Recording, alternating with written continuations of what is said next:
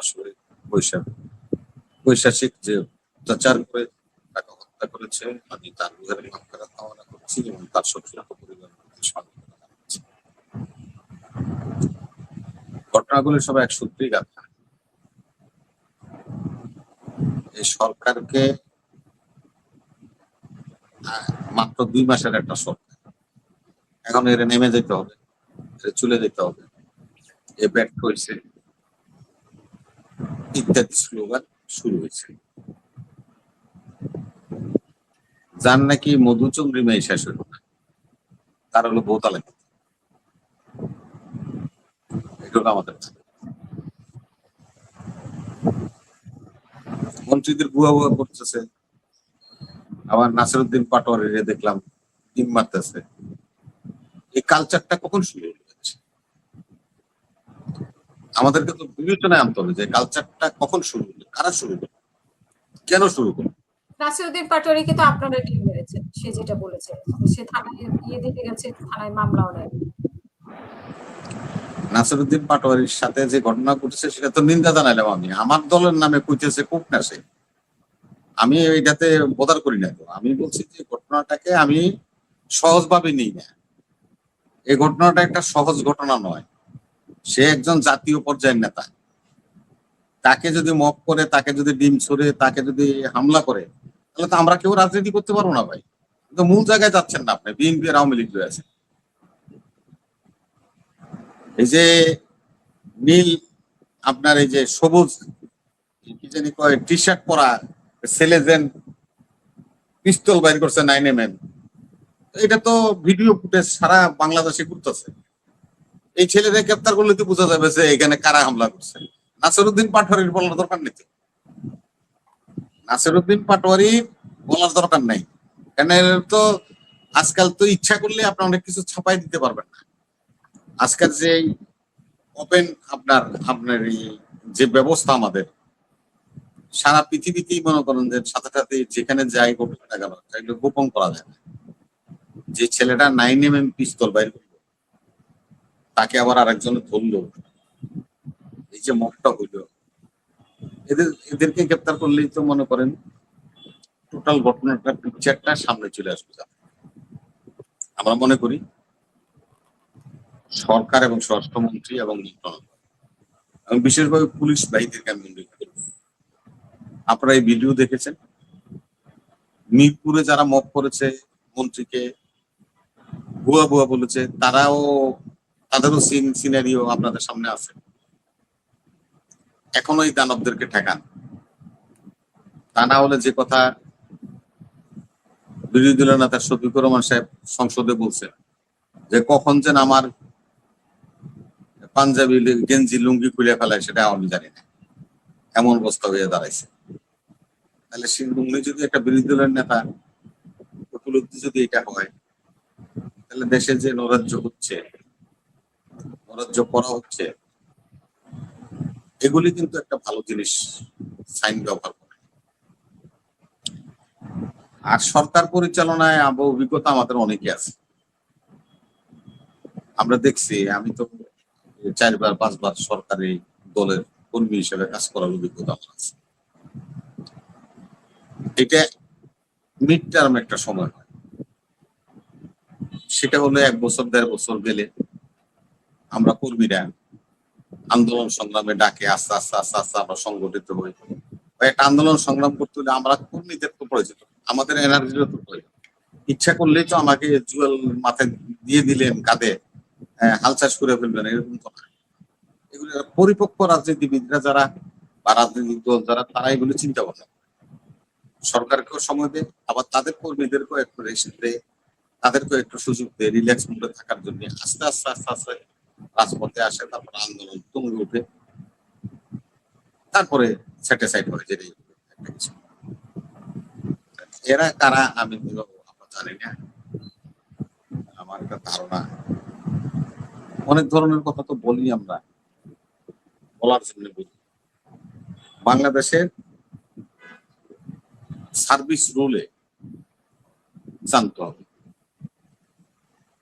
আমাদের বাংলাদেশের সার্ভিস রুলটা হলো, একটা হলো ডেভেলপমেন্ট, খাত তার মানে প্রকল্প, এই নিয়োগকৃত কর্মকর্তা কর্মচারী এদের একটা চাকরি। এই যে আমাদের ডিসি এসপি, এই পুলিশ বাহিনী যত দেখতেছেন সবাই কিন্তু রাজস্ব বিভাগ থেকে তারা বেতন ভাতা পাইয়ে থাকে। এরা রাজস্ব বিভাগ থেকে বেতন ভাতা পাইয়ে থাকে। এটা হলো সরকারের রাজস্ব আয় থেকে তাদেরকে বেতন ভাতা প্রদান করা হয়। আর যেখানে প্রকল্প হয় সে প্রকল্পটা শেষ হয়ে গেলে, পদ্মা সেতু শেষ, পদ্মা সেতুতে যে সমস্ত কর্মচারীদের যাদেরকে লিওনে নিয়ে আসছিল কাজ করার জন্য, তারা তো ডিপার্টমেন্টে ফেরত যাবে। আর যারা সরাসরি নিয়োগ পাইছিল কাজ শেষ, তারা বাড়ি চলে যাবে। এটা দুই ধরনের সিস্টেম। এখন আমার এই যে নাসির ভাই বললো যে ভাই হ্যাঁ করে বিদায় করে দিছে, হ্যাঁ হইতে পারে, এটা একটা কথা। কারণ হলো যে আইনটা পাস হয়নি, পরবর্তী সংসদে যাচাই বাছাই টেবিলে আছে, সেখানে বিরোধী দলের সদস্যরা আছে, সরকারি দলের সদস্যরা আছে। ওনারা অলরেডি যে কয়টা বিল সংসদে উপস্থাপন হয়নি, পরবর্তীতে উপস্থাপিত হবে, সেগুলি যাচাই বাছাই কমিটিতে আছে, তারা যাচাই বাছাই করছেন, সংশোধন করছেন। আমরা আশা রাখি পরবর্তী সংসদে কার্যক্রম শুরু হলেই এই সমস্ত বিলগুলি আবার পুনরায় উপস্থাপিত।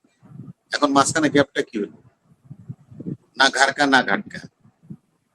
এই যে সুপ্রিম কোর্ট সচিবালয়ের যে কর্মচারীরা, ওনারা তো রাজস্ব বিভাগ থেকে বেতনটা পায়।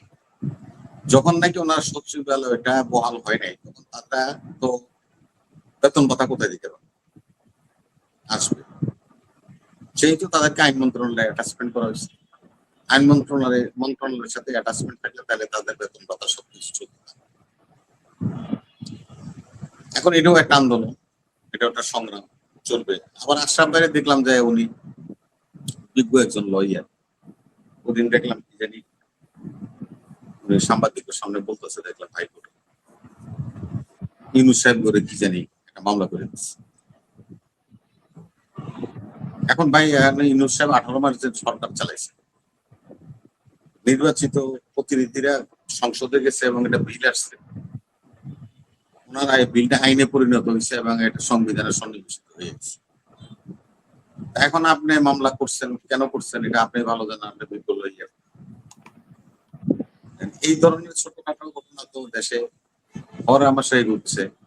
যারা বুঝছেন তারাও করছেন, যারা বুঝছেন না তারাও করছেন। আমরা সব পক্ষ সমান হয়ে গেছি।